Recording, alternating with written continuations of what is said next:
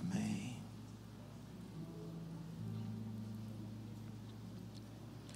Salmos 23, versículo 4 diz: ainda que eu ande pelo vale da sombra da morte, não temerei perigo algum, pois tu estás comigo, a tua vara e o teu cajado me protegem.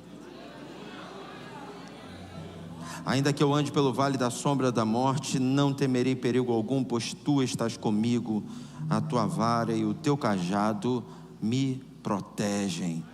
Pai, nós te louvamos, te agradecemos pela tua presença manifesta aqui nesse lugar, Senhor. Queremos te dar liberdade para falar ao nosso coração. Nós abrimos o nosso espírito para te ouvirmos nessa hora. Perdoa os nossos pecados, limpa nossas mãos, limpa o nosso coração, Senhor. Que nenhuma acusação, que nenhuma palavra contrária, Senhor, tenha poder de nos desconectar da tua presença, mas que estejamos ligados ao teu trono de graça, Senhor. Vem sobre nós como chuva serôdia, enche esse lugar da tua presença, Senhor. É o que nós te pedimos, agradecidos em nome do Senhor Jesus. Amém e amém. Glória a Deus. Você pode se assentar, querido. Sabe, na Bíblia o termo vale é usado como referência de tempos difíceis, referência de lutas, referência de provas. E quando eu penso sobre vale e trazendo para a nossa vida o que a palavra de Deus nos mostra, fazendo uma aplicação prática do texto, primeira coisa, vale é inevitável. Ou você já viveu, ou você está vivendo, ou você vai viver o vale. O vale faz parte da formação do nosso caráter. O vale é um lugar específico para ouvirmos Deus. No vale somos provados e pela fé, por que não dizer, no vale somos aprovados. O vale dá legitimidade para as nossas conquistas. Quando conquistamos sem dor, quando conquistamos sem luta, quando conquistamos sem prova, temos nossas conquistas analisadas por quem está à nossa volta como conquistas que não merecíamos. Entendemos a graça como um favor não merecido. Entendemos que aquilo que vem de Deus vem de graça para nós. Vem como fruto da misericórdia do Senhor, da bondade dEle, da infinita bondade dEle. Mas aquilo que Deus nos permite conquistar vai ter legitimidade quando está relacionado a esforço, está relacionado a dispensação de tempo, de energia, até de recursos. A gente estava falando aqui sobre o culto motivação, a gente estava falando aqui sobre a feira, a gente estava falando sobre a exposição de produtos, serviços. O que faz a diferença é como você aproveita as oportunidades que são dadas a você. O que faz a diferença é como você reage às ondas que se levantam contra você.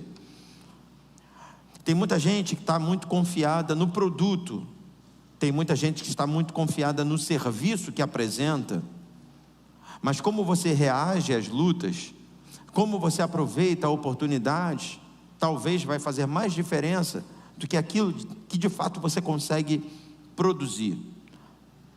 Tem muita gente que fala, fulano é muito sortudo. Não, fulano não é sortudo, fulano aproveitou bem as oportunidades. Fulano não é sortudo, fulano foi a pessoa certa no lugar certo, fazendo aquilo que era certo. Esses dias eu cheguei em casa à tarde, e aí estava passando uma novela dessas à tarde, que passa, e aí eu cheguei no quarto, Denise estava fazendo alguma coisa, mexendo no celular, estava fazendo alguma coisa, mas a TV estava ligada na novela. eu fui, deitei na cama do lado dela, a gente ficou conversando um pouquinho sobre como tinha sido o meu dia, como tinha sido o dia dela e tal. E aí de repente a gente parou de conversar, ela continuou fazendo aquilo que ela estava fazendo, e eu fiquei olhando para a TV e assistindo a novela. E teve uma hora que eu fiquei indignado, porque eu não estava entendendo nada, porque eu tinha assistido essa mesma novela, sei lá, 10 dias atrás e tal, também numa situação muito parecida, de chegar em casa e de sentar do lado dela, a TV ligada, e eu estava assistindo e tal, e aí um camarada era amigo de um outro, e uma menina era namorada de um outro, e aí nesse dia, agora que eu estava vendo, essa menina já não era mais namorada daquele rapaz, era namorada de um outro, e aí gerou uma confusão. Eu falei, caramba, Denise, não estou entendendo nada, vou embora. Aí ela ainda brincou comigo, calma aí, eu te explico. Eu acho que ela queria que eu ficasse perto dela. Eu falei, não, mas eu não estou entendendo. Não estou entendendo nada. Só que uma das coisas que eu vi nesse dia, nesse capítulo, foi que o camarada olhou para uma menina e ele estava terminando com a menina. Ele estava, não sei se era namoro, casamento, não sei. Ele estava terminando com uma menina. E ele disse assim, era a pessoa certa, você foi a pessoa certa, só que no momento errado. Tem a ver com o que eu estou ministrando aqui. Às vezes nós temos aquilo que vai atender aquela demanda, nós temos aquilo que vai atender aquela pessoa, mas talvez a apresentação disso não está sendo feita na hora certa. Um filho inteligente é aquele que consegue discernir o momento certo de pedir para o pai ou para a mãe aquilo que quer. Eu várias vezes chamei meus filhos e disse assim, vocês são bobos, a hora está errada, vocês estão pedindo na hora errada, se liga, cara. Eu tenho certeza que a Denise já deve ter falado a mesma coisa para eles.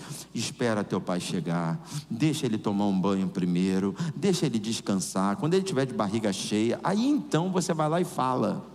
Mas parece que a ansiedade não deixa os caras pensarem, e aí a gente chega, sabe, aborrecido, chateado, estressado de mais um dia de trabalho. Pai, pode isso, você nem pensa duas vezes, não tem nem, sabe, introdução, não, você vai direto para o coro, não, e acabou, porque tu está tão estressado, de repente tanta gente te pediu tantas coisas naquele dia, que você não quer mais ninguém te pedindo nada. Aí quando tu chega em casa achando, cheguei no céu, cheguei no meu porto seguro, cheguei no meu lugar de paz, vem 2 marmanjos barbudos, pai, você... não faço, dá para me levar em tal lugar? Não. E normalmente não é nada que produza, financeiramente falando, um retorno para mim. O que eles me pedem é para levar para um futebol, me pedem para levar na casa de um amigo. Não, eu estou com dívida. Não tem nada a ver, eu sei que a dívida não tem nada a ver, mas é o que está aqui borbulhando na minha mente. Quem é pai está se identificando, eu sei que está. A pessoa mais capacitada, mais apropriada para me pedir alguma coisa são meus filhos. Só que não adianta ser filho se você pede na hora errada. Nós precisamos começar a entender o vale. Precisamos entender que o vale é inevitável. E ele é inevitável porque alguma coisa precisa ser fortalecida dentro de nós. O problema não é passar pelo vale, o problema é como passamos pelo vale. Quantos estão entendendo aqui? Digam amém. Irmãos, eu não estou pregando aqui para você sair daqui nessa noite dizendo, Senhor, que amanhã o vale venha, Ninguém acorda de manhã dizendo, eu quero passar por um vale. Não. Mas em contrapartida, é o que a gente acabou de cantar, e andando, se porventura eu andar por um vale seco, Ele vai fazer um manancial. Bebendo dessa água, desse manancial, eu vou sentir uma força sem igual. Eu tenho sede de Deus, a minha alma precisa dEle, e eu vou sempre louvar ao Senhor, e mesmo no vale, adorá-lo. Você recebe essa palavra? Diga amém. Olha para o teu irmão e diga assim, você vai aprender a administrar o vale. Não vai ser o vale que vai dominar tuas emoções, você é que vai dominar o vale. Você é que vai fazer do vale um grande campo arqueológico, um grande campo de pesquisa. Você vai fazer do vale um grande laboratório. No vale você vai aprender como ser mais assertivo. No vale você vai alcançar um poder de síntese que quem não passou pelo vale não consegue alcançar. Porque o vale nos ensina a ser mais objetivos. O vale nos ensina a pegar atalhos. O vale nos ensina a nos defender. Eu já contei aqui na igreja, não é uma experiência espiritual, não, é uma experiência de vida. Nós tínhamos aqui na igreja um casal e eles tinham 2 filhos mais velhos, e de repente eles tiveram um garoto, um pequenininho, e esse temporão era o xodó daquele casal. Mas era impressionante, sabe, o cuidado que eles tinham, mas era um cuidado em excesso que eles tinham com essa criança. A criança andava um pouquinho, estava o pai e a mãe sem dar liberdade para a criança, sem deixar a criança andar. E aí, se a criança esboçava que ia cair, o pai já levantava. Pastor, o senhor está querendo dizer então que o pai tem que deixar a criança cair? Não, o pai tem que deixar a criança aprender a cair. É diferente. Não é que eu queira que meu filho caia, mas eu preciso entender que se ele cair, vai depender mais dele do que de mim, se ele vai se machucar ou não. O fato é, irmãos, que esse pai e essa mãe protegiam tanto que quando o garoto caía, as poucas vezes que o garoto caía, porque o pai e a mãe não conseguiam evitar da criança cair, ele se quebrava. O garoto, em pouco tempo de existência, até os 5 anos, ele já tinha quebrado os 2 braços e as 2 pernas. Aí você pergunta assim, era um garoto levado que corria pela igreja? Não, pelo contrário. Era um garoto que jogava bola, que fazia acontecer? Não, pelo contrário. Era um garoto que era totalmente paparicado, amparado pelo pai e pela mãe, mas ele não teve a oportunidade de aprender a cair. Porque tem gente que não entende o bem que o vale pode fazer para ele mesmo.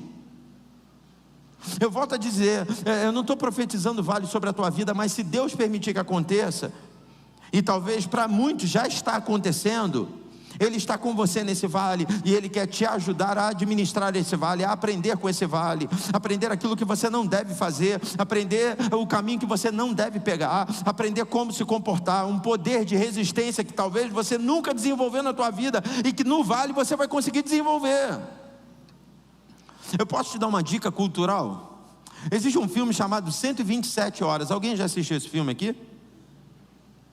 Eu não vou dar spoiler do filme, mas a sinopse do filme, o filme conta a história de um camarada que caiu numa daquelas rachaduras, né, do Grand Canyon.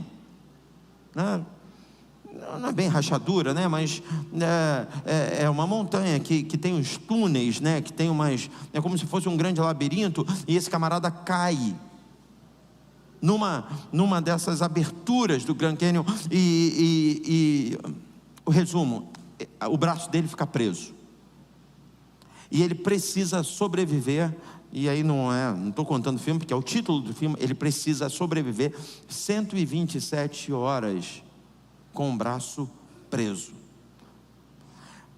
Se você puder, assista, mas dá uma respirada funda antes, bota um copinho de água com açúcar do lado, porque é forte o filme, porque tem algumas cenas que você, caramba, como alguém pode resistir? Talvez eu não resistiria, talvez você não resistiria, porque o nosso poder de resistência é aperfeiçoado no vale, não é na montanha.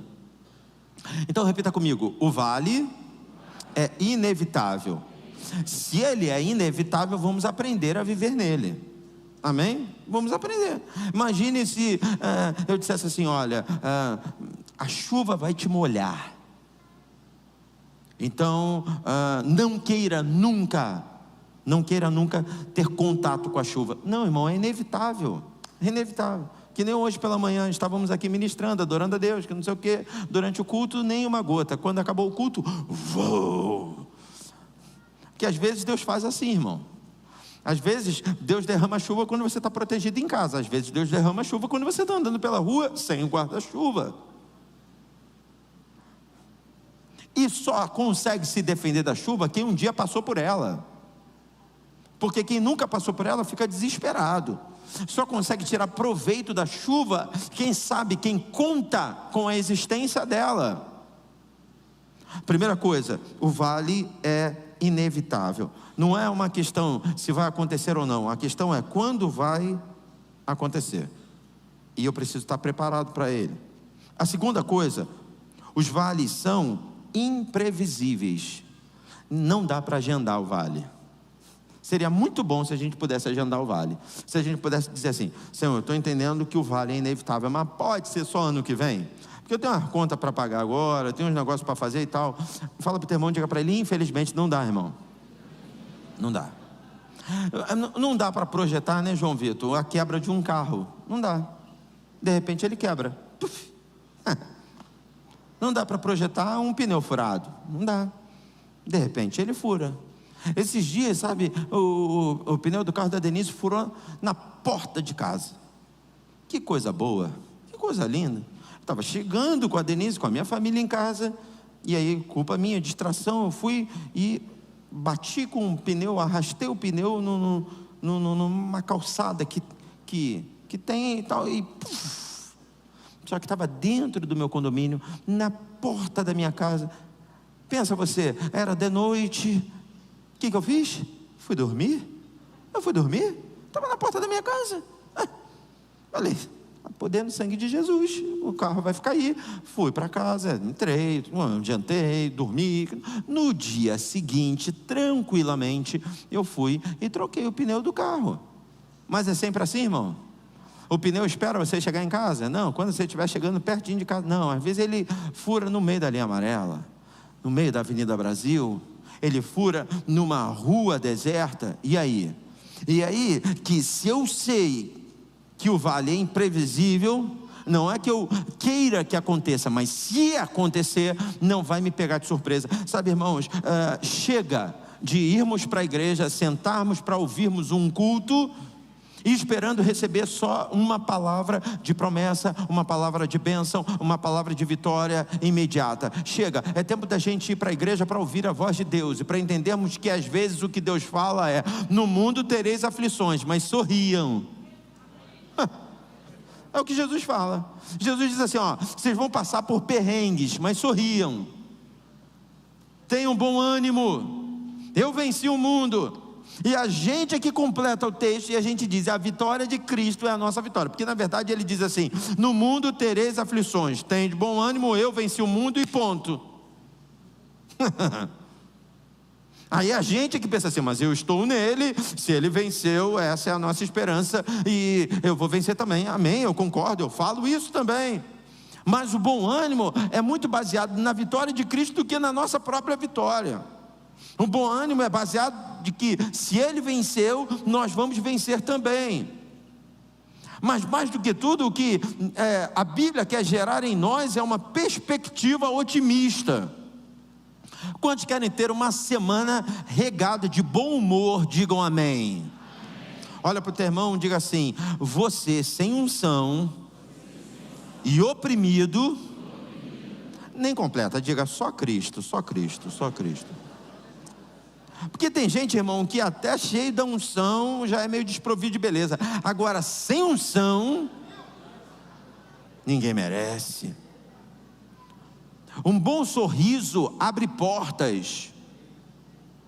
As pessoas preferem investir, as pessoas preferem parar para ouvir quem é otimista. Porque quem só reclama, quem só chora, me perdoe o peso da palavra, mas é insuportável. Você gostaria de andar? Chega aqui, Lemuel, você é o campeão para fazer esses teatrinhos. Tudo que é pastor que vem aqui chama sempre Lemuel. Irmão, não tem nada pior do que você estar andando com alguém e aí você caminha assim, para. E aí você tem que voltar, aí anda mais um pouquinho, para. Aí tu, caramba, vamos, Lemuel. Aí tu anda mais um pouquinho. Ele aprende rápido, né? Você gosta de andar com gente assim? Você consegue andar com gente assim? Vamos parar para pensar. Você está a pé, você está sem carro por algum motivo, né? E aí você mora perto de um irmãozinho aqui da igreja. Aí você pensa assim: caramba, eu moro perto do irmão da igreja e ele vai para a igreja, né, com um carro vazio. Às vezes vai ele, a esposa dele só, e daria para eu estar junto com ele no carro e tal, mas ele nunca me ofereceu a carona. Das duas uma, irmão: ou ele realmente é um cara muito desligado, Aliás, das três uma, ou ele é muito desligado, ou então também ele é um cara meio fechadão, não quero e tal, de repente pode ser meio vaidoso, metido, no meu carro ninguém entra e tal, é um direito dele, ou então tu é chato. Essa opção, essa última opção a gente não quer considerar. Não, a gente não considera essa última opção, mas pode ser por esse motivo. Você não recebe carona de ninguém porque você murmura o tempo todo, porque você reclama o tempo todo, porque você entra no carro e é só água amarga. Eu vou te falar, essa pessoa não quer só se livrar de você na hora de te dar carona, não. Essa pessoa não quer sentar do teu lado na igreja, essa pessoa não quer caminhar com você. Nós precisamos aprender a jorrar água doce. É hora da gente falar da bênção do Senhor, né? Tem muita gente que prefere reclamar daquilo que não alcançou do que agradecer aquilo que já alcançou. Quantos tem motivos hoje para adorar o Senhor? Digo amém. Então, irmão, se o vale vier, irmão, mata no peito e parte para dentro. Em Cristo Jesus nós somos mais do que vencedores. Nós temos tantas palavras que nos dão a garantia de que nós venceremos. O Senhor vai diante de nós, endireitando os caminhos tortos, quebrando as portas de bronze, despedaçando os ferrolhos de ferro. Nós não estamos sozinhos. Existe um Deus que entra conosco no vale, nos mais altos céus, no mais profundo abismo. Até ali, a mão do Senhor vai estar conosco. Deus sabe que eu não estou desejando o vale, mas se Ele vier, irmão, é porque alguma coisa precisa ser mexida dentro de mim. E eu vou ser conhecido não por alguém como alguém que passou por um vale ou pereceu num vale, mas alguém que venceu o vale. Até porque eu já disse aqui que o vale é inevitável, já falei que o vale é imprevisível, mas o vale também tem hora para começar e hora para acabar. Olha para o teu irmão e diga assim: vale é lugar de passagem. Vai acabar, mas eu quero ver como é que você vai sair dele, o que você vai aprender com ele. Tem um ditado, já vou eu com meus ditados: se a vida te dá um limão, faça uma limonada. Deus vai te dar essa graça de transformar a maldição em bênção. Pega aí, irmão, recebe em nome de Jesus. Eu amo o Salmo 1, o Salmo 1 fala exatamente isso. Será como árvore que pega, né, o gás carbônico que está todo mundo jogando fora e transforma em oxigênio. Árvore que pega aquilo que não presta e produz o que presta.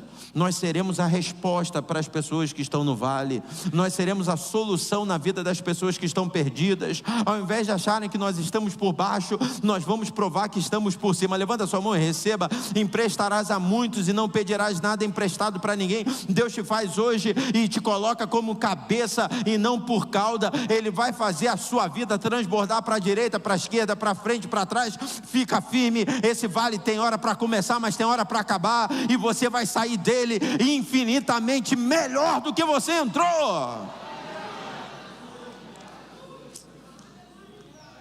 O vale é inevitável, o vale é imprevisível e o vale é imparcial. Como assim, pastor? Irmão, o vale é para pobre e é para rico também. É imparcial, não tem essa. Vale é para quem é de esquerda e vale é para quem é de direita. E tem gente que está achando que vai passar pelo vale porque é da direita, que não sei o que vai passar pelo vale. E tem gente que está achando, porque eu sou de esquerda, não vou passar pelo vale. Vai passar pelo vale também. Até porque nem quem é da esquerda e nem quem é da direita tem poder de solucionar o teu problema. Só consegue passar pelo vale e ser vitorioso quem está ligado em Deus. Porque essa é uma outra mentira que o diabo tenta plantar na nossa mente. Está vendo? Você está passando no vale porque você nasceu num lar pobre. Não, quem nasce no lar rico também passa pelo vale. Pode não passar no vale na questão financeira, mas, irmão, vai ficar doente. Veio aí essa pandemia para mostrar, para nivelar, para colocar todo mundo na mesma prateleira. Eu não sei se vocês lembram, né? Mas quando a pandemia começou a borbulhar mesmo, que não sei o que, o medo de todo mundo era a Covid invadir as comunidades. O que a gente mais ouvia era isso: quando a Covid pegar na comunidade, vai se alastrar e é um abraço, aí a gente não tem como controlar. Aí o pessoal ia filmar, que não sei o que, tá vendo, na comunidade ninguém usa máscara, que não sei o que, papapá, e era um fato. Só que no iníciozinho da pandemia, quando a coisa começou a acontecer mesmo, né, pode procurar, se você for procurar nas notícias lá de abril, maio do ano passado e tal, no epicentro, o foco da pandemia era Barra da Tijuca e Zona Sul. Porque eram as pessoas que vinham de fora, que estavam trazendo e espalhando ali no meio. Aí aquela coisa do vale, sabe, eu não passo pelo vale, porque afinal de contas, né, eu me lembro, sabe, não sei se, né, temos muitos irmãos que moram na Barra aqui, mas tinha uma época, sabe, que o pessoal da Barra tinha uma visão tão, que eles queriam inclusive fazer a emancipação da Barra. Alguém lembra disso? Fizeram, botaram para votação e tudo, para virar uma cidade separada, que não sei o que, iam roubar a praia da gente, olha. Iam dizer que a praia é da cidade da Barra da Tijuca. Não, a praia é do Rio de Janeiro, não é isso? Mas independente dessa questão, né, tem gente, não é todo mundo, né, mas tem gente que mora na Zona Sul, que não sei o quê, aquela dificuldade de relacionamento, né? Eu me lembro de um documento especial que teve há anos atrás. Hoje eu estou indo lá no túnel do tempo. Tinha um documento especial, era um programa que passava na manchete de um... não é tanto tempo assim, não. Antes da Rede TV, irmãos. Antes da Rede TV era manchete, não era? Tá todo mundo, meu Deus, vocês assistiam? Só os adolescentes que lá estão, manchete, o que é isso? Negócio do vôlei? Para eles, não, para vocês, não vem com esse papo furado para cima de mim, não. Vocês não só lembram da manchete, como estão lembrando do programa, que era um camarada grisalho que apresentava, falava com uma voz grossa e tal. E eu me lembro de uma vez que fizeram um documento especial e tal, sobre a invasão das comunidades na praia da Zona Sul. Aí pegaram uma garota, uma patricinha, ela disse: eu acho que tinha que ter um lugar só para eles. Tinha que ter um pedaço de areia só para eles, porque eles vêm aqui invadir o nosso espaço. Meu Deus. Nessa hora eu queria pedir a Deus uma unção de Sansão, sabe? Que matou 1000 só com uma pancada. Né? Mas vocês sabem, infelizmente a gente vive num mundo desse desnível social. E nem todo mundo... Irmãos, isso aqui que acontece no nosso meio é um fenômeno. Aqui, irmão, todo mundo senta junto para comer junto. As crianças estão tudo juntas, misturadas lá, comendo biscoito Mabel. Todo mundo junto, filho de rico, filho de pobre, filho de gente da Zona Sul, filho de gente da comunidade. Está todo mundo junto. É isso é igreja. Eu me lembro, sabe, que quando o João Vitor nasceu, né, uma vez eu levei ele na gravadora, né, em Micá e tal, né, e aí quando eu cheguei com o João Vitor no colo assim, né, uma menina foi, vem João foi, e daqui a pouco foi no colo de outro, o João Vitor rodou a gravadora inteira no colo de todo mundo, né, aí a dona Velise, que é a dona da gravadora, virou e falou assim: esse garoto é criança de igreja mesmo. Falei, por quê? Porque vai no colo de todo mundo. Falei, é isso aí, é criança de igreja mesmo. Eu lembro que a gente saiu de lá e falou: Denise, a gente tem que tomar cuidado, que é até perigoso, porque vai até no colo de quem não é para ir. Mas porque não tem mimimi, não tem essas histórias. Mas ainda tem, nos dias atuais, gente que acha que vale não é para todo mundo. Ainda tem gente que acha, né, que a chuva só cai sobre a vida dos pobres. E aí quem está nessa situação de vale se sente injustiçado, se sente abandonado por Deus, não se sente querido. Sabe, irmãos, em nome de Jesus, para você suportar esse vale, você precisa entender que o Senhor jamais te abandonou. Você precisa entender que você não é um coitadinho. Aliás, fala isso para o seu irmão: você nunca foi um coitadinho.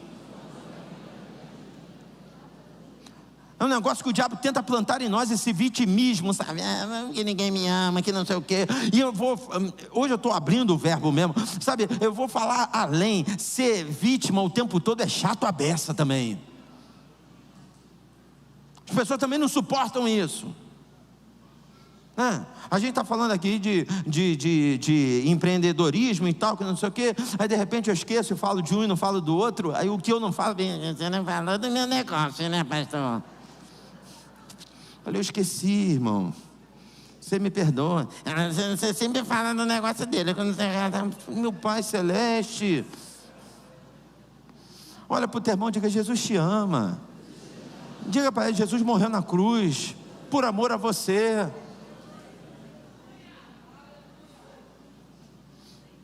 O vale é inevitável, o vale é imprevisível e o vale é imparcial. Tem um texto aqui que eu separei, Mateus capítulo 5, verso 45, que resume bem o que eu estou dizendo. Diz assim: Ele faz o sol brilhar sobre os bons e sobre os maus. Ele dá chuva tanto para os que fazem o bem, como para os que fazem o mal. Ou seja, é para todo mundo, irmão. A diferença é quem aprende com o vale. Essa é a diferença. Porque tem gente que passa pelo vale e não consegue aprender. Porque no vale a gente aprende aquilo que a gente não deve fazer e a gente aprende aquilo que a gente precisa desenvolver.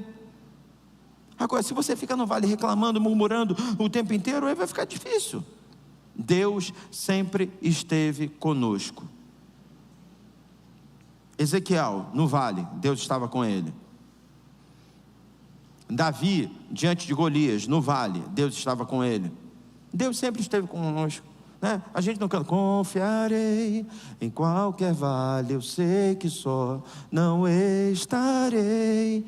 Lírio dos vales, onde os ossos secaram, a sombra da morte, em meio a gigantes confiarei. Quantos aqui confiam? Digam amém. Deus está conosco, irmão. Na chuva, no sol, Deus está com a gente. Irmão, andando de busão, andando de avião, Deus está com a gente. Andando de carro importado, andando a pé, Deus está com a gente. O grande problema é que a gente não está preparado para viver o vale. Mas hoje eu quero ministrar essa palavra ao teu coração. Eu quero que você saia daqui, sabe, com o coração queimando, independente das circunstâncias. Eu vou continuar moderado, equilibrado, porque Deus está perto da minha vida. Hoje pela manhã uma irmã me parou aqui no gabinete e falou: o senhor tem 5 minutos? Eu falei: irmã, eu estou aqui precisando estudar rapidinho, preciso entrar. Não, mas é 5 minutos. Nunca é 5 minutos. Por isso que a gente pede para marcar. 5 que vira 10, que vira 15, que vira 20, que não sei o que. A irmã começou a... e falando. Falei: irmã, é o seguinte, hoje Deus vai te dar paz. Deus sabe que ali eu também estava pedindo paz para mim. Então, Deus vai te dar paz hoje. Não vai assistir o culto, Deus vai te dar paz. Eu vi que ela estava aflita, é lógico que eu vi, eu sou pastor, eu estou entendendo. Ela está em casa, eu acho que ela está em casa, vai se identificar: poxa, pastor, não sabia. Não, mas eu falei para ela que eu estava com pressa, que eu tinha que correr, e ela falando e tal, de umas questões importantes, mas eu digo: tem que marcar, irmã, que não sei o que. Eu falei: irmã, resumo, Deus vai te dar paz. Porque se a irmã tiver paz, a irmã vai saber o que fazer. Porque ela me apresentou 2 opções e nenhuma das 2 eram boas. As 2 opções que sobraram para ela eram 2 opções difíceis. Nas 2 situações existiam muitos contras. Mas eu falei para ela: Deus vai te dar paz. E a irmã vai trilhar por um caminho onde a irmã vai ser bem sucedida. Vim para a igreja, preguei, cantamos e tal, não sei o quê. E aí ela pelo Instagram, agora à tarde, virou para mim: pastor, eu não tenho palavras para te agradecer. A mim? Ao Senhor. Eu saí da igreja transbordando de paz. Foi Ele que te deu. Irmãos, eu não estou falando de acomodação no vale, mas estou falando de boa administração. Você pode falar para 3 pessoas diferentes? Diga: Deus está com você.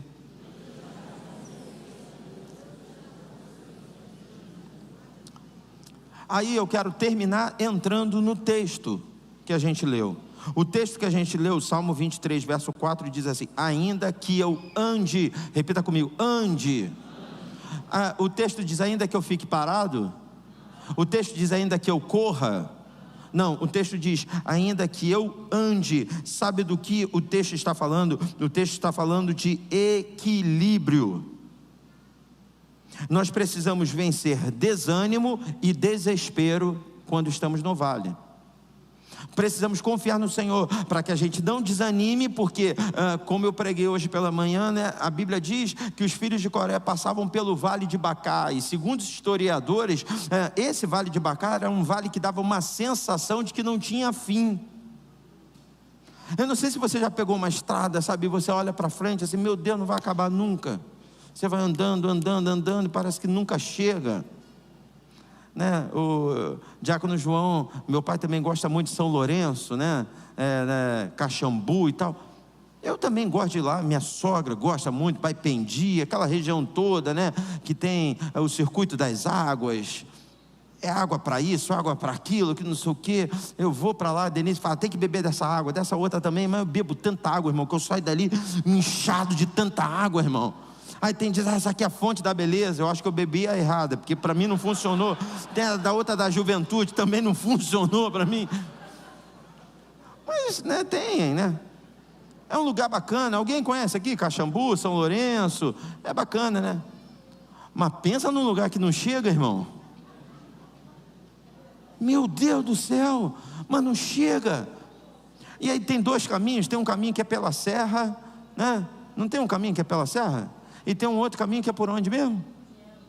Que é por dentro, por Cruzeiro, né? Os dois são longe, irmão. Uma vez meu sogro veio, vai pelo da serra que é mais perto. Senhor, ele está me enganando. Existem alguns vales que são assim. Tem gente que eu sei que está, pastor, o senhor não está entendendo a minha aflição, pastor. Eu estou esperando já tem muito tempo. É um vale de Bacá. É um vale que parece que não tem fim. Na minha vida sentimental, pastor, eu estou esperando há muito tempo. Deus tem uma promessa para a tua vida. Você crê nisso? Diga amém. Deus vai liberar a bênção que você precisa e você ainda vai ter tempo suficiente para usufruir dessa promessa. Quem recebe, diga amém. Sabe, não, é porque eu estou ficando velho, quando chegar já não vou ter tempo. Não, vai ter tempo sim. Sua vida vai ser uma festa. Tem as irmãs que estão, eu vou casar quando, Senhor, que não sei o que, eu não vou ter tempo. Não, vai ter tempo, você vai estar na flor da idade. Vai ser uma bênção, uma alegria só. Precisamos entender isso. Não é para desesperar, mas também não é para desanimar. Tem gente que está no vale, começa a queimar etapa, começa a se corromper, começa a se vender, começa a fazer aquilo que fere seus próprios princípios. Desespero. Irmão, se tem uma coisa que o crente não pode ser, é desesperado. Ou então é desânimo. O crente também não pode ser desanimado. A gente tem que lidar com esses dois tipos de gente. Não é para correr, para chegar logo. Mas também não dá para ficar sentado esperando a morte porque desistiu. Em que área da tua vida você está precisando dessa injeção? Ou uma injeção de ânimo ou uma injeção de calma? O salmista diz, ainda que eu ande. Nós estamos falando de passadas firmes. Nós estamos falando de regra. Nós estamos falando de um compromisso constante. Tem gente que está correndo muito e não está entendendo. Você já assistiu maratona? Esses dias eu estava vendo nas Olimpíadas. Tem uns caras que sai correndo. E o outro está quase andando. Aí você diz, aquele ali parece uma tartaruga, não vai ganhar. Mas a gente está falando aí de 1 quilômetro, 5 quilômetros, 10 quilômetros. São Silvestre. Irmão, São Silvestre tem aqueles caras vestidos de Batman, vestidos de super-herói, e que não sei o quê, quando dá o tiro, dá largada, os caras saem voados, e o queniano ele vem quase parando. Sempre os quenianos, né? Tudo primo do Lemuel, vem quase parando assim, tudo devagarzinho, tá andando, tá. Aí tu diz, não é possível, o super-herói está muito lá na frente, o Batman está lá na frente. Daqui a pouco o Batman está morrendo assim, o queniano continua. Aí só no final, ele dá aquele gásinho, né, aquela cereja no bolo. Ele vê que está chegando a hora, ele acelera e passa por todo mundo. Seja equilibrado. Eu profetizo um equilíbrio que vem do céu sobre a tua vida. No teu casamento, nos teus negócios, na tua vida ministerial. Equilíbrio. Equilíbrio. não queime etapas. Há uma unção sendo liberada sobre a nossa vida, a mesma unção que foi liberada sobre Davi. Davi, em 1 Samuel capítulo 16, foi ungido rei de Israel, mas nada mudou, era só uma promessa, e ele recebeu essa firmeza na promessa, ele recebeu esse equilíbrio para não queimar etapa. Todo mundo conhece a história. O espírito de loucura toma conta de Saul por inveja, porque Davi passa a ganhar a popularidade. A Bíblia diz que as mulheres cantam que Saul matou os seus 1000, enquanto Davi matou os seus 10.000, e Saul não consegue lidar com isso. Ele era o rei, e as mulheres estavam cantando mais para Davi do que para ele. Então ele queria acabar com a vida de Davi, e por 2 vezes Davi podia matar Saul por legítima defesa. Eu já falei isso aqui diversas vezes. Se ele mata Saul, ele vai direto para o trono, porque afinal de contas ele tinha a unção que foi derramada pelo profeta Samuel sobre a sua cabeça, ele tinha popularidade, e como eu disse, ele mataria por legítima defesa. Mas nas 2 situações ele disse: de maneira nenhuma eu tocarei no ungido do Senhor, porque ele sabe que a hora que Deus desse a ordem para ele se sentar no trono, nada e ninguém iria impedir. Irmão, a hora que Deus dá uma ordem para esse vale acabar, ninguém impede, ele vai acabar. Na hora que Deus dá uma ordem para a bênção chegar, ninguém impede, ela vai bater na porta da tua casa. Você não vai precisar queimar etapa, ficar mendigando, e também não vai desmotivar, ficar sentado aí à beira do caminho, mas você vai ficar firme na tua marcha, e o tempo de Deus vai chegar na tua vida. Você pode dar glória a Deus aí em nome de Jesus, meu irmão?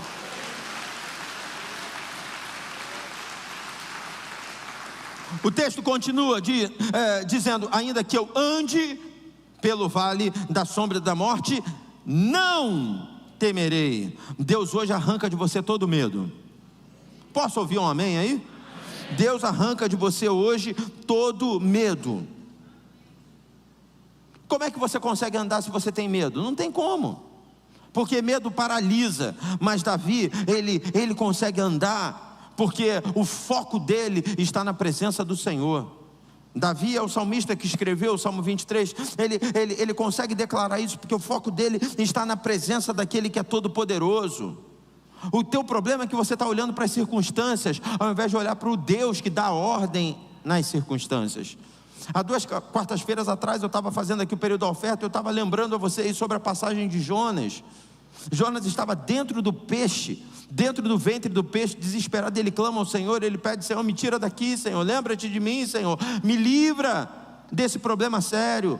E aí diz a Bíblia no capítulo 2 de Jonas que Deus dá uma ordem para o peixe.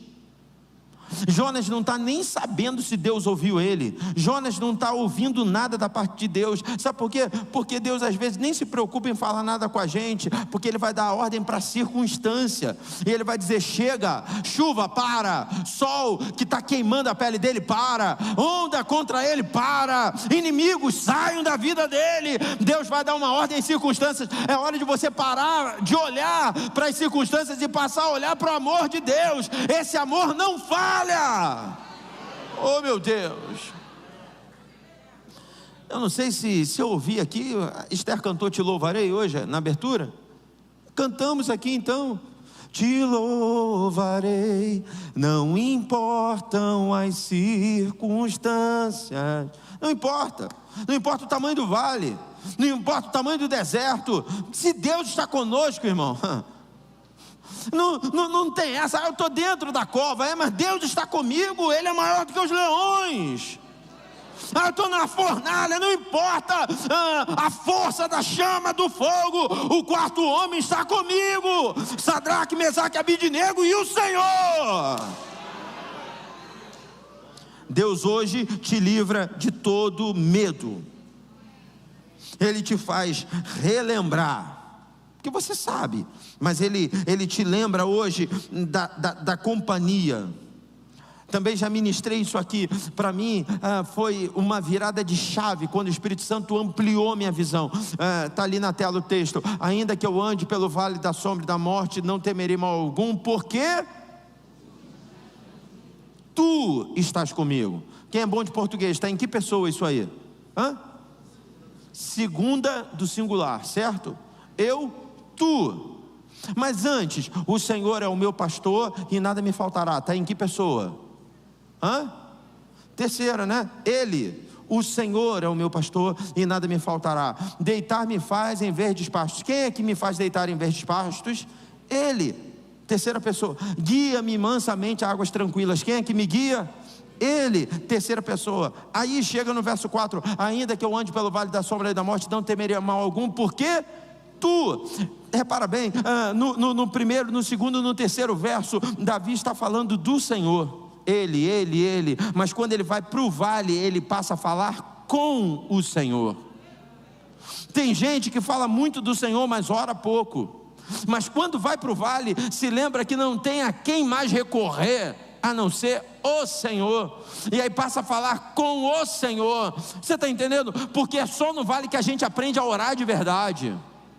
Eu falo, sabe, quando me convidam para ministrar em seminários de adoração e tal, eu falo para todo mundo, é muito bom saber esse ajuntamento, esses eventos, conferências e tal, ok, acho que gera um avivamento para o nosso coração, mas adorador não tem o seu caráter forjado em seminários, em conferências. Adorador tem o seu caráter forjado no vale.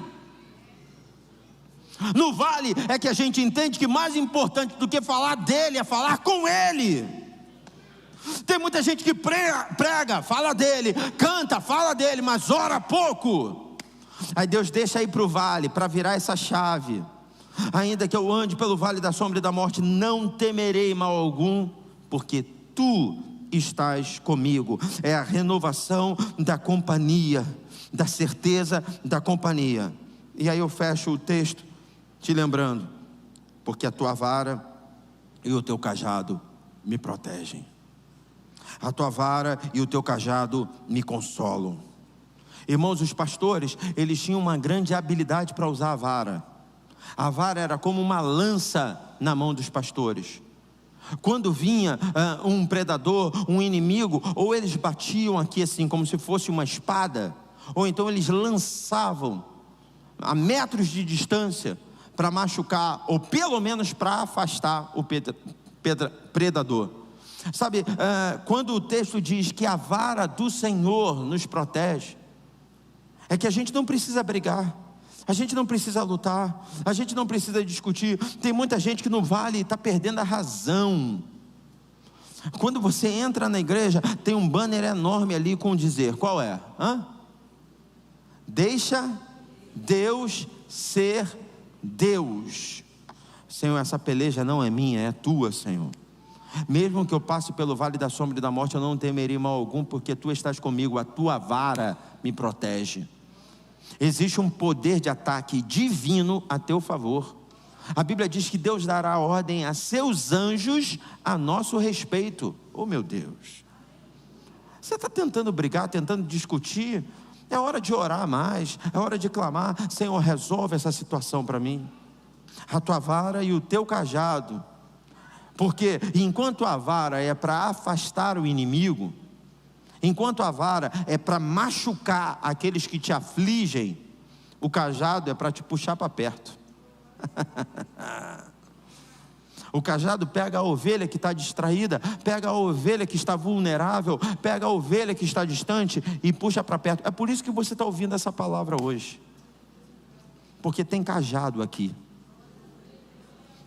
É por isso que você veio aqui, mesmo com essa chuva toda que caiu no rio, porque tem cajado aqui. É por isso que você está parado aí na frente da televisão, ou na frente do celular, do tablet, ouvindo essa mensagem, porque tem cajado aqui.